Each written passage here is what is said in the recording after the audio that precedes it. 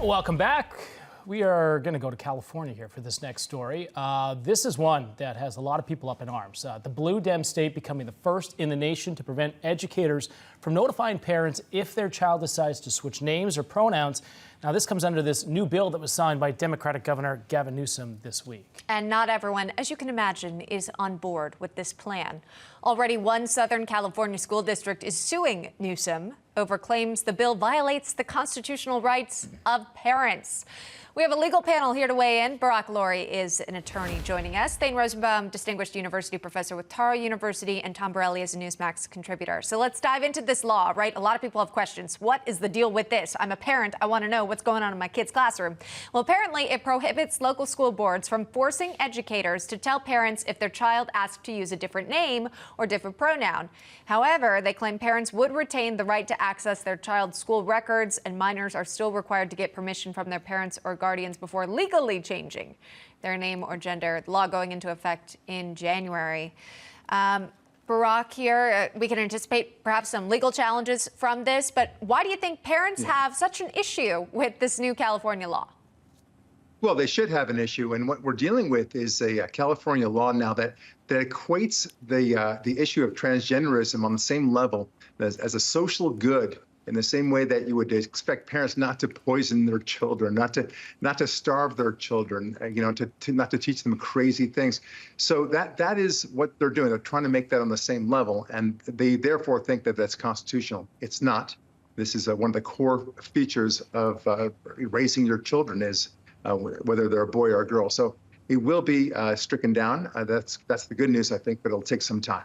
I want to get to this because the lawsuit filed by the Chino Valley Unified School District, it seeks to, quote, to determine that the First and 14th Amendments preclude the government, namely public school teachers and other employees, from withholding information from parents regarding changes to their child's gender, identity, or expression. Thane, I want to go to you on this law question. Is this new law, is it unconstitutional? Will it get turned over, just as Barack said? Is that your opinion?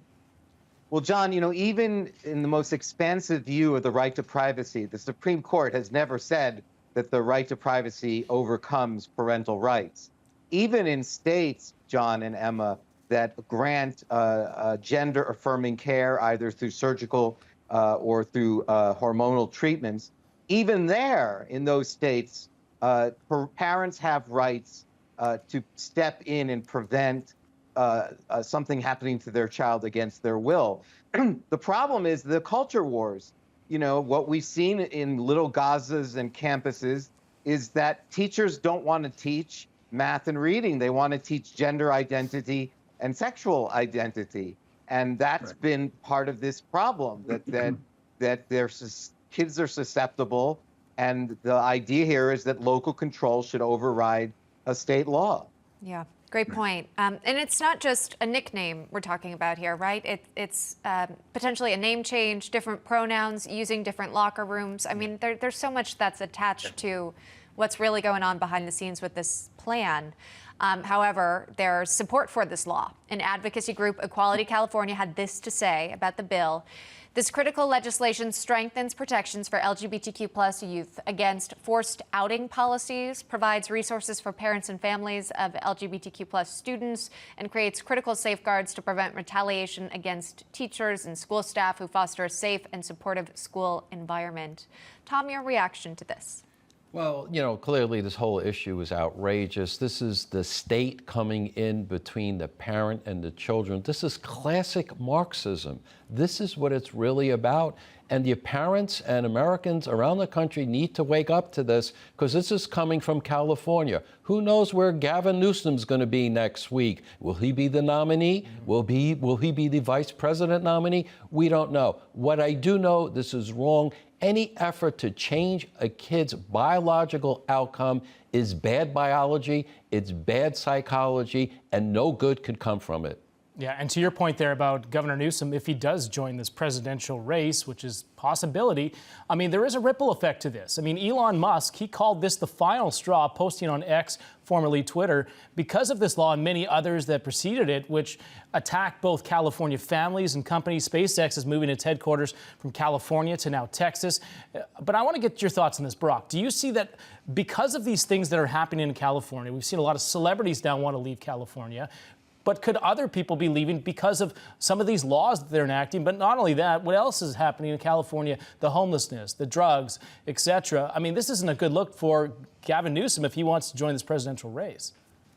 Well, I'll tell you, you're asking the right person, because that's exactly the reason why we moved from California to Las Vegas. The transgender issues, the homelessness, everything that you just said is exactly the reason why we left. And we suspect that a lot of people are leaving for the same reasons. Look, I want to rip off of what Thane had said before. This is the whole goal of this is to make sure that the teachers can teach this ideology unfettered by the nuisance of parents complaining about this. They just want to advance this. This is their main goal. And so taking away this obstacle, meaning the parents being the obstacle, that's the main reason. There's nothing else to it. And it's just like Tom also said, it's about teaching Marxism. Yeah. Thane, did you want to add some final thoughts on that? Emma, I would just say, you know, the progressive agenda has not just contempt for America, but they have contempt for parents.